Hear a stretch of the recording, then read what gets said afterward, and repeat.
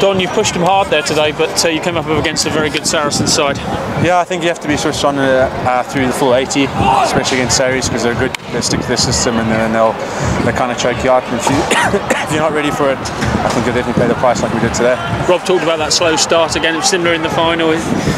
Like you say, you can't do it against them. No, you can't, and I think it just showed. You know, I mean, even though it was 12-6 at half time, they were playing with the win in the second half, and they were always going to choke you and just make you play until you made mistakes, and they capitalised, and I think they did that very well.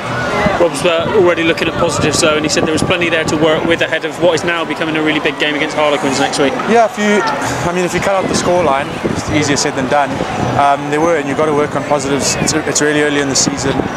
You don't want to harp on negatives and make it go into next week, so we basically got to learn from the things we did wrong today and make sure we focus on what we did right, and try and capitalise on those things when you take wins on. And in the grand scheme of things, Wasps and Saracens, you know they will be there at the end of the season, so they're two tough sides, a very tough start. Yeah, it's always a big battle. You know, they're going to be top 4 contenders. I think Wasps beat Tigers yesterday.